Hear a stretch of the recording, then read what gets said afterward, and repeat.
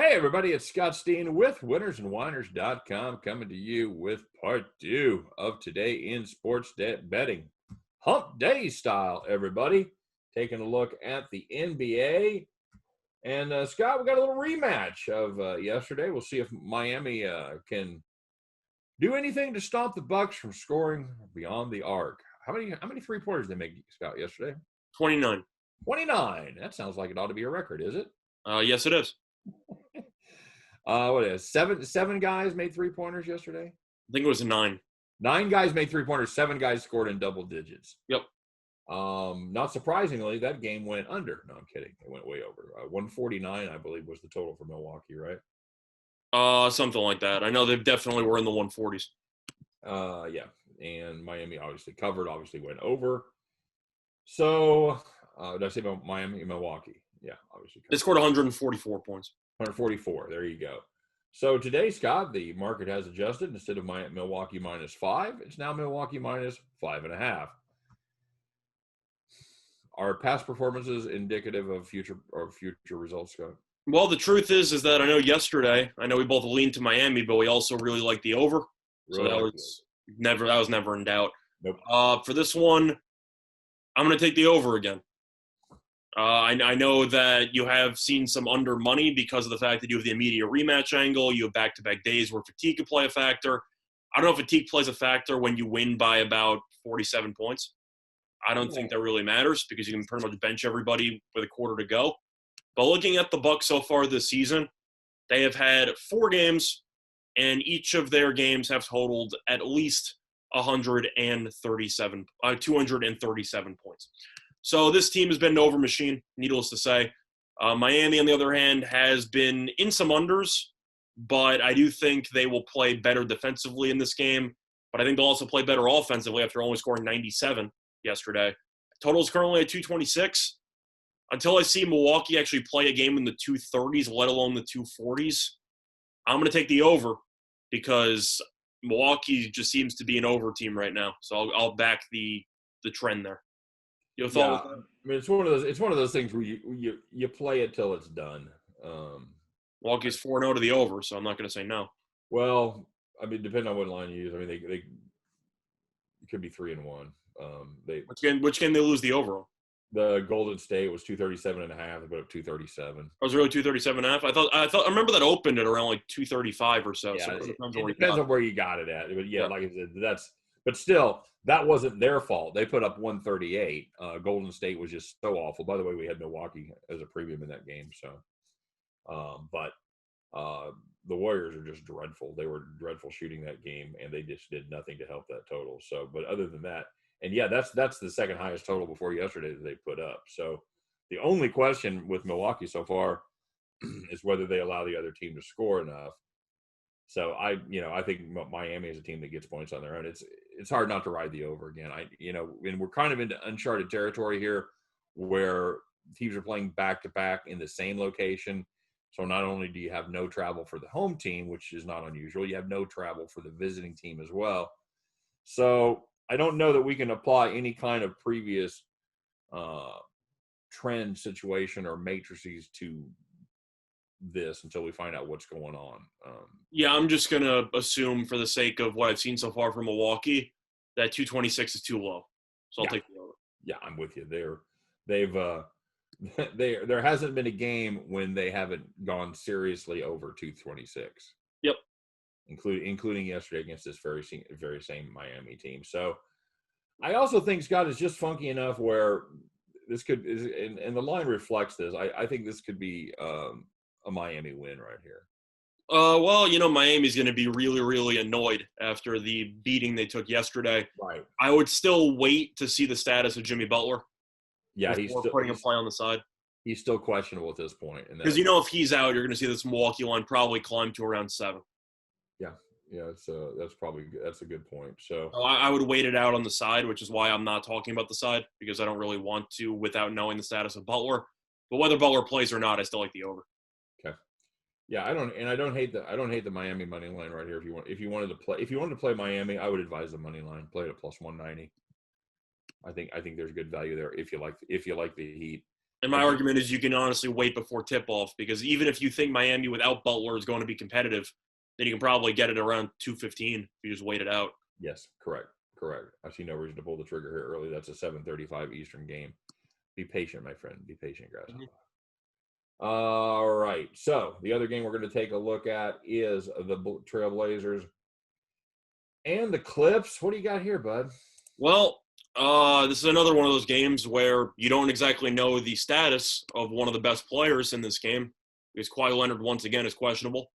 He's missed each of the last 2 games because of that vicious shot he took to the jaw on Christmas. But Kawhi has been out, and the Clippers have had, 2 very, very different experiences with Kawhi out. They set the all-time record for biggest halftime deficit in the history of the sport against the Mavericks in his first game out, as they trailed by 50. I don't know that's possible. How do you trail by 50 at a half? I don't even know how you do that. Right. Either way, then they ended up playing Minnesota yesterday. Minnesota, of course, is without Karl-Anthony Towns, and now as a result, Minnesota is probably without Towns a bottom 4 team in the league, and they ended up beating Minnesota by 23. So you had one really, really bad outcome, one really good outcome. What's my thoughts on this matchup?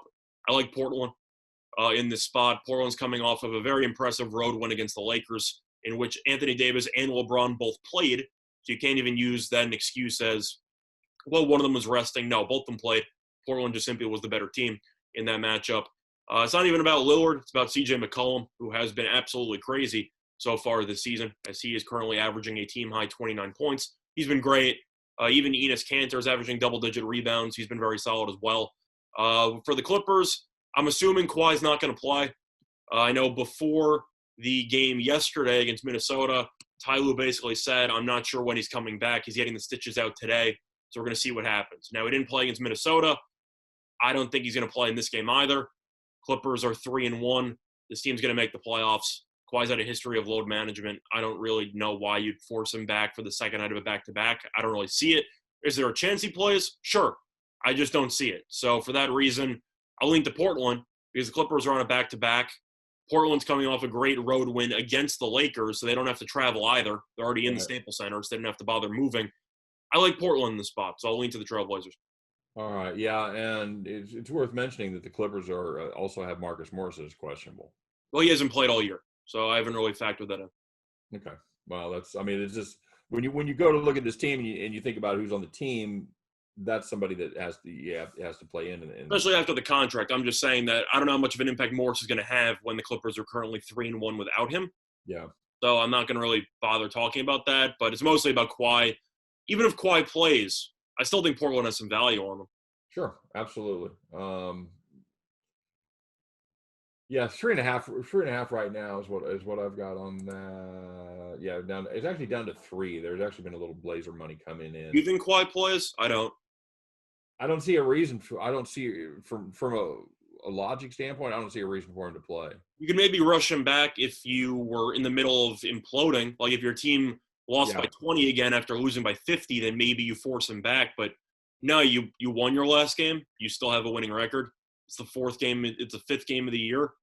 Who really cares? It's fine. Kawhi's going to be back in about a week or so anyway, and Clippers are going to be really good. So it doesn't matter. Agreed. And I think this line already reflects him being out. I think that's already been baked in. Well, those quotes by Ty Lue basically tell me that he's not going to play because Ty Lue says before the game, well, I don't know when he's coming back. That doesn't exactly make it sound like he's coming back 2 days from now. Right. And like I said, the line has dropped from 3.5 down to 3. I think that's a trend that continues. I'd lock up the Blazers as soon as possible in this. After what happened against the Mavericks, I know they beat Minnesota without Towns yesterday very handily. Portland goes off as the favorite if Kawhi doesn't play, right? I would think so, yeah. I'd have to assume so. Yep. So. All right. There you go. Any final thoughts on the NBA? I don't really have any thought on the total in this game either because the Clippers without Kawhi have looked very, very bad offensively. And I'm not going to overreact to a game against Minnesota's G League squad. So I don't have any thoughts on the total. Probably lean over because Portland's been a pretty good over team so far with the exception of the Laker game. But no, overall I like the over in the Milwaukee game. And I like Portland on the money line. I think that they'll win the game. And I think that if Kawhi does not play, you'll get some great value at a plus price when they're probably going to close as a minus. Okay. Yeah, that's solid. Yeah, you're catching plus 140 right now in Portland. I think that's a solid play as well.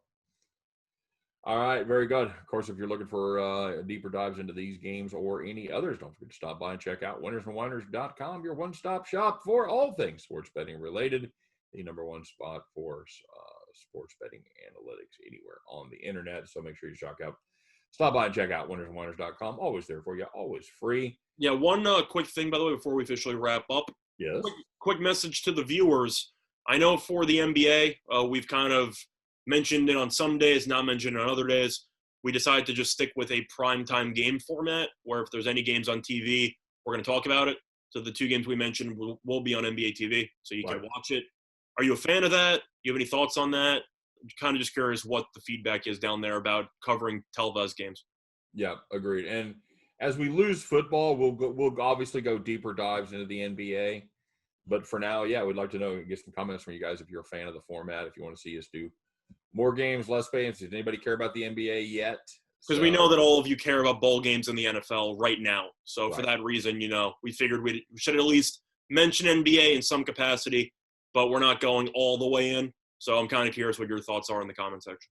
Very good. Yeah. So drop us a line and let us know. As always looking for comments. I'd like to hear what you guys are thinking. And obviously, don't forget to like and subscribe. We appreciate that as well. We appreciate you guys watching each and every day. Couldn't do it without you here on Today in Sports Betting. We've been growing our fan base slowly but surely, Scott, and it really it's heartening to see because I think we're doing good work here. I know I enjoy doing the show, and hope everybody enjoys listening as well. So for myself, for my partner Scott Reichel, for all of us over here at winnersandwhiners.com, once again, appreciate you guys watching. Hope every one of those bets in your pocket turns into cash money back at the window. You guys have a great day. Let's go out there and have some fun, make a little money, and we'll see you tomorrow on Today in Sports Betting. Take care, everybody.